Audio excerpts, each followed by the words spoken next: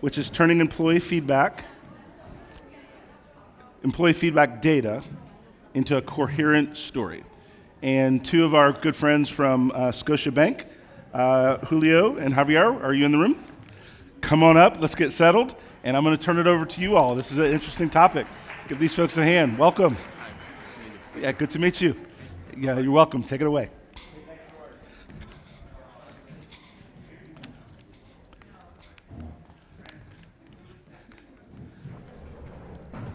Hello. Oh, hey everybody, how are you? Good. Okay, so we come from Scotiabank. Many of you may know us because you're hopefully clients. Scotiabank is, for those who don't know Scotiabank, we are 90,000 employees across the Americas, also some presence in Europe and Asia and Canada and the US. My name is Julio Quiseno. I lead the HR Insights and People Analytics function at Scotiabank. My name is Javier, and I'm the data scientist of the team. And the brains behind today's presentation. Alrighty, so let's begin. So what we want to do today is really share a practice or a use case that we have done in the last couple of years of trying to turn employee feedback and opinions and sentiment of employees into a coherent story. That's what we're saying. So we're going to walk through three approaches. The first one is a traditional approach. Then we're going to talk about topic modeling and something that we've been using with Azure AI Studio. This is more of a proof of concept. And then, the pros and cons and what we have seen with this. So just a note of caution when you go from low to high, as you move towards more automation, when you want to make sense of data that is unstructured in the form of text. Of course, you're going to have more flexibility, more scalability, but also you're going to face more complexity in terms of the implementation. All of the issues around, ethics, usage of data, privacy, technology hurdles, vendor hurdles, right? Do you have the technology where you can run this, and how do you go and convince your folks in IT to give you the licenses, et cetera? So, and particularly for a bank, we're very strict in terms of our risk. So it's not necessarily easy to overcome all of those situations. Alrighty, so what is the premise here? Is that there's a tremendous opportunity for people analytics practitioners as well as HR folk of using all of the data that comes through employee channels and make sense of it. There's large quantities of it, and with the mindset that what we can do more with less, right? Many times what we want to have the high-end technology, we want to have the best data in the world, the best platform, and then the reality is that all of this is a practice, and so you have to build the muscle, right? The understanding and practice. So you can see, we have goals, development plans, performance feedback, recognition programs that many companies have where people are writing I recognize you because of this and that. You may have an Ask HR function, centralized operations, and people are writing, this case, agents are answering and so on. Search information, also you have your job descriptions, job postings, policies, documentation, and of course, all of your employee listening. Either because you have life cycle service, you have annual engagement service or annual service where you are collecting all of this rich information that you can trace through time, right? It's not only at one point in time. So, for instance, right now we're going through a huge cultural transformation. So we're working directly with the teams how do you want to measure your cultural transformation, right? So we're sitting down with them and trying to figure it out and using the techniques that we're going to talk about, understanding the adherence. Are people remembering? Are people how are feeling about the culture? So you can use this. This as the premise. Okay, option one, of course. So, during COVID, we sent a survey to all of our employees. We have English, French, and Spanish across our footprint. So we needed to sit down with people who understand, and then we were in a room, not a virtual room, of course, trying to read and making sense of it, similar with the employee service. Of course, all of the stuff is time-consuming. You need to have experts that actually understand the topic matter, and then you go into your tagging, then you go into your categorization, and you try to make sense of all of these situations. And of course, all of this is manual. Can you get value out of it? 100%. But then you cannot segment. So if the business comes back and tells you, okay, what about my front line? What about my customers? What about my executives? What about the people who reside in this location? then I don't have the scalability of the power of doing this. So, but we all done this type of approach. But then we said, okay, so how can we kind of like automate and have it in a better way? So I'm not going to stop here because I guess you guys know how to do this. So option 2. So we say, okay, let's try to use something related to machine learning and artificial intelligence. So that's what we did. So we had 3 challenges or 3 things that we wanted to achieve. Number 1, automate translation. Number 2, and we're not talking about sentiment analysis. We're not there yet. This is the next step, but we're trying to uncover the topics, what people are talking about, and then how do we interpret the meaning of this. So we use a technique called LDA. It's one of the text analytics techniques. There are many, but we chose this one.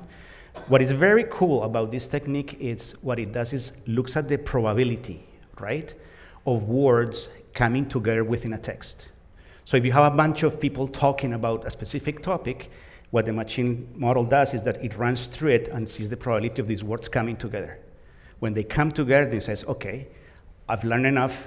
It seems to be like all of these words are coming together, and therefore that's a topic. So it's pretty neat.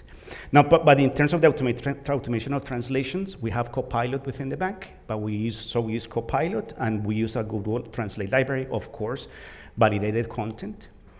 And then for the LDA, you have to do all sorts of text preparation, techniques of like taking out small words, corrections, and so on. And then there's some types of things where you have to select the number of topics. You use 2 different techniques where the curves are more close to each other. You say, okay, this is the number of topics that I'm going to use. And then the very cool thing is that we say, okay, what if we put the topics into a large language model or generative AI with Copilot? So it turned out pretty neat. Okay, so what you're seeing right there, topic output sample, that's what it comes after you run this. So as you see, there's a bunch of words that are in rank order. You can see like team, support, perform, etc. So when you read through that, you can say, like, oh, it kind of like makes sense. Traditionally, when you run LDA, you take your topics and then you put that in front of experts so they can actually tell you what it means. Or you can do things like, create like a word cloud or put on a dashboard on a report. Yet, kind of like tells you good information.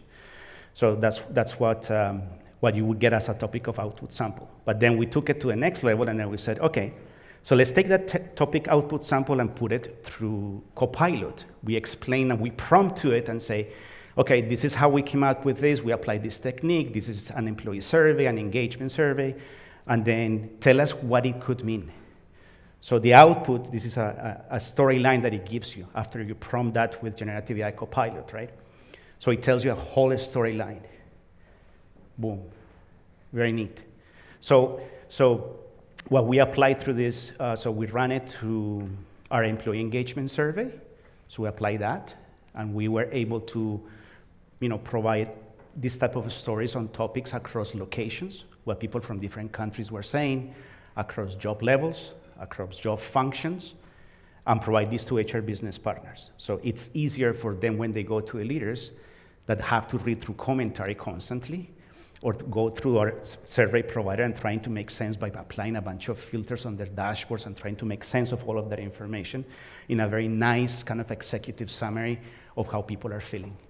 Another way that we use this was we have a recognition program, and they wanted to run a campaign. The campaign is called Keep the Bank Safe. So they wanted to understand if actually we were doing the right thing, if people were actually recognizing others because they were trying to keep the bank safe.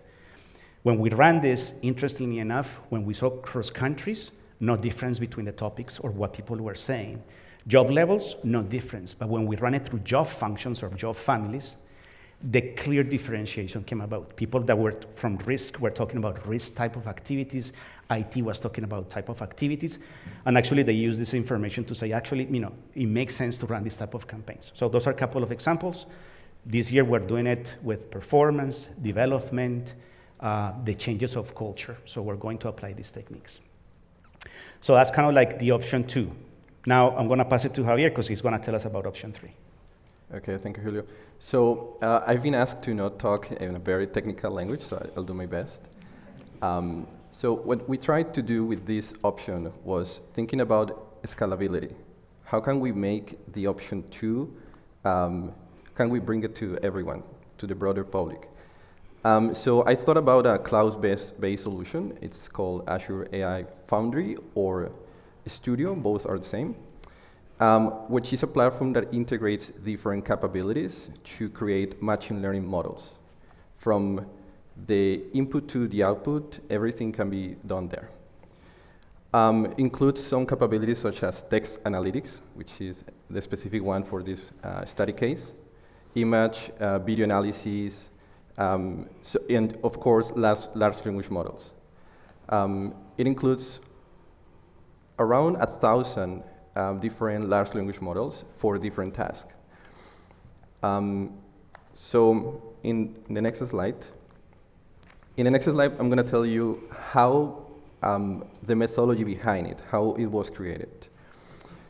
The first step is, of course, starting with the business problem, and from there, we move to creating a data set following the structure of the company. We created a dummy data set with the engagement survey in mind, but all the data were fake for confidentiality and privacy matters. We also took the cultural guidelines, the framework of the bank, and we tried to cross-analyze both files. Once you have the data sources, you can choose the model, the large language model you want to use as a base model for training. And we decided to go for ChatGPT 4.0, which is a good model for chat completion. So because we wanted to put a tool in front of everyone, and a chatbot seems Business something partners. to be about. Business partners. Oh yeah, everyone within the HR Not everyone. context. Yeah, HR business partners. So we decided to create a very basic interface, like a chat, where the model was going to learn from the data that was seen. In this case, the cultural guidelines and the engagement survey. You use different tools within this platform to make the model understand your data. And after it has been trained, you have to transform that data, which is text data, into numeric data that is easy for the machine to process. So already you have all the tools, all the ingredients, so now you have to organize them into something called prompt flow. Prompt flow is the number of steps that the bot will accomplish to give you the answer, the desired answer. So the input is the user, in this case, the HR business partners, asking a question. The output will be that answer, and in between, the ingredients. You have to train the model to not only tell you what to do, but also what not to do. And that's important to avoid any misuse or undesired behavior. It's an iterative process. Once you understand the model is doing a good job with the answers, you can deploy the model into another service within this Azure AI Studio platform to make it available for, not everyone, HR business partners, and continue the testing and iteration, because it's a long, it's a back and forth, so you give feedback so you can retrain the model with the feedback and keep going.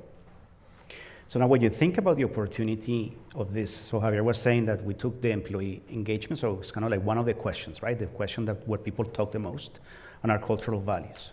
So, and the machine learned through that stuff. So try to understand that. Now imagine job descriptions, and you upload 150 of your job descriptions, and then you do a mapping of your skills and competencies, and you put the machine to learn through it. And then you prompt something where you can create a job description. Provide me with what could be a potential job description for a level 6 that works as an IT developer. And boom, the thing can give it to you. And so on, you can think about all of these things. I know that goes beyond the cases of people analytics, but we were very intrigued about these possibilities and what we could do for automation for these types of things. So just want to give a couple of examples there. So what are we going to show now, Javier? And this is the result. So it's a short video where we put some business questions and the answer generated by the bot. Should I sing? No, I don't.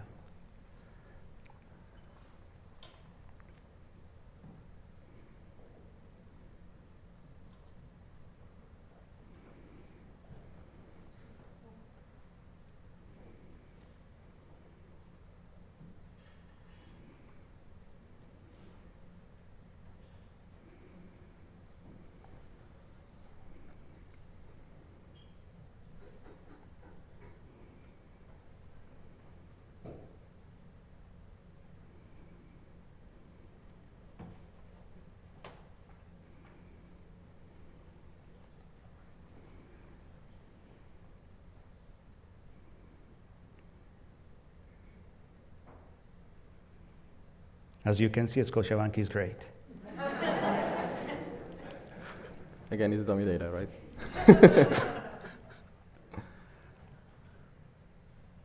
That's it. No clap?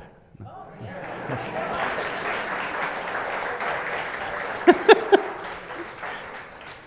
Anyway, of course, this is a proof of concept. It hasn't been yet in front of any HRBPs. It's just more about how can we learn about using this type of thing. So the thinking is, okay, so we're applying all of these techniques, but if the library already has the techniques, and then now we have to go and provide the insights to HR business partners, maybe what we can do now is put the tool in front of business partners so they can not only leverage what the information is saying, but using the ChatGPT to create action plans. So it facilitates their life. Anyway, so those are the three options, couple of considerations. Okay, number one, it's approach as a discipline that requires practice. So this whole thing for us is build the muscle, right? And do not wait for perfection, build with the team. This allows you to increase data literacy with your partners, allows you to have more front-facing conversations with the business. By having something like this, you can go and actually build those relationships because they will be interested in testing it out.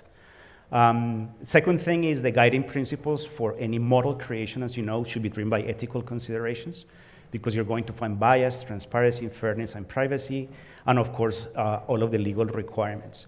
This point is important. I mean, this is just a tool. You always have to have your subject matter expert working with you alongside, right? So if you do something related to policies, for instance, you have to have somebody who understands the policies.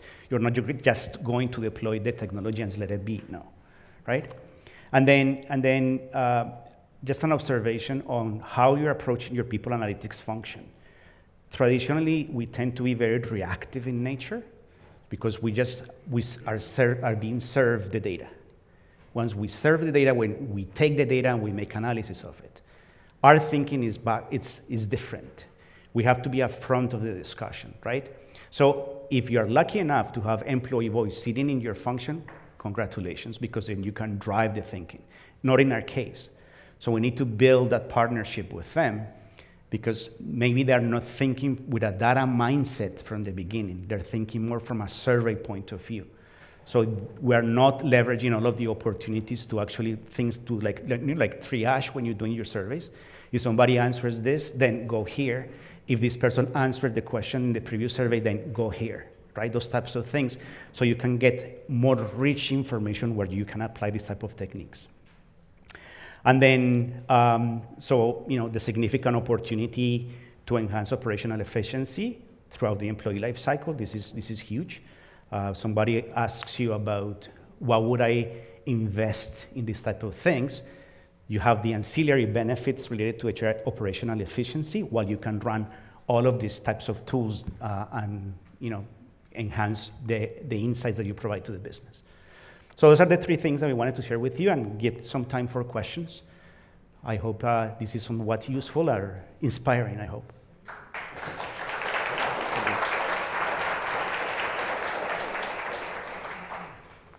Yes, sir.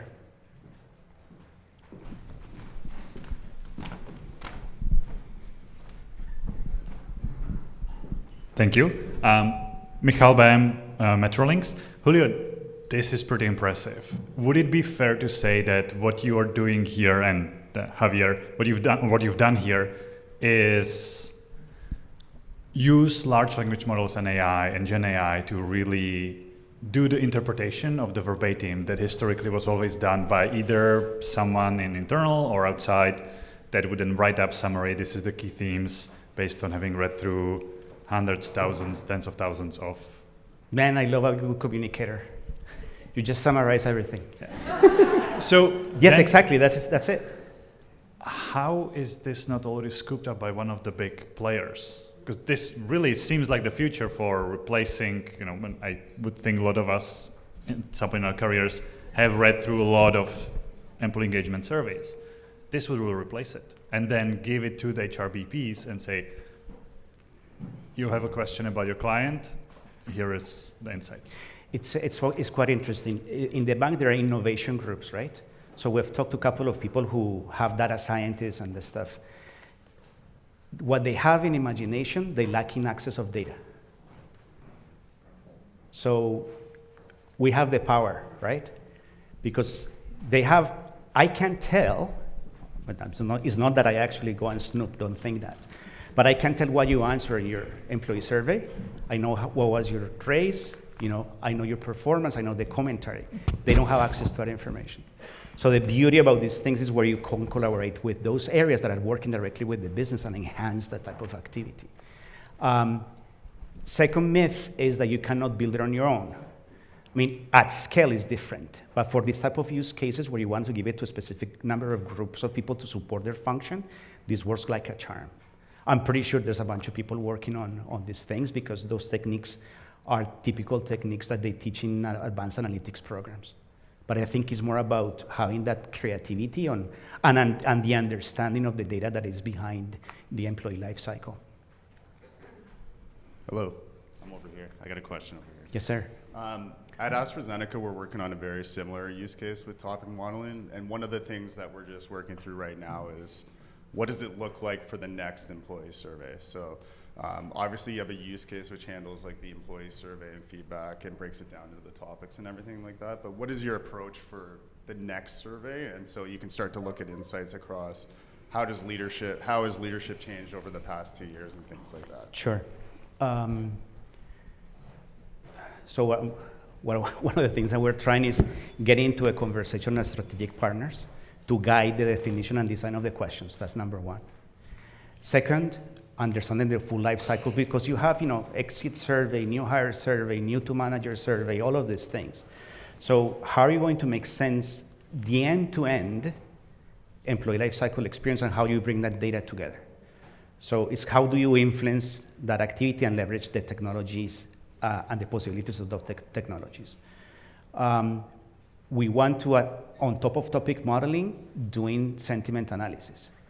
Because you want to create differentiation across segments where you say, while these people are talking about this topic, the percentage of people who are talking high and low, like positive or negative, are these guys. And these are the characteristics.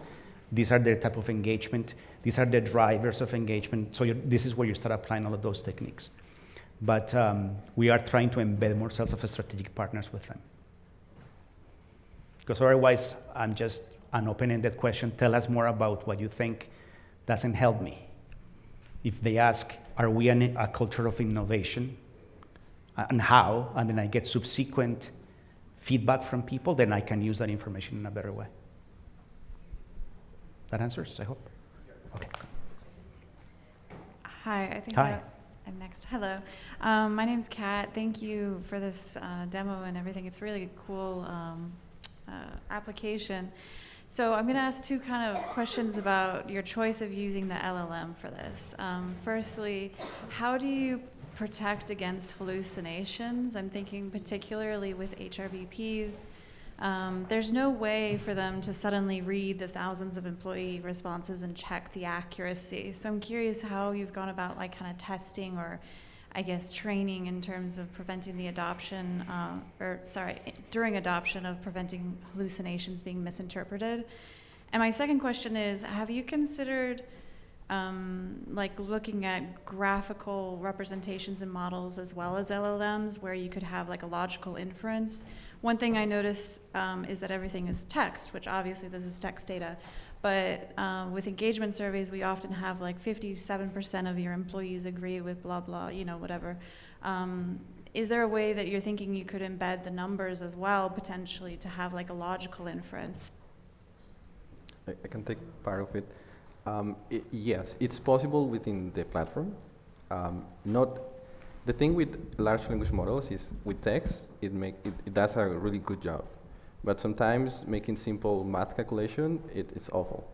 So to avoid that behavior, you can put another layer of, in that case, you have to use a programming language.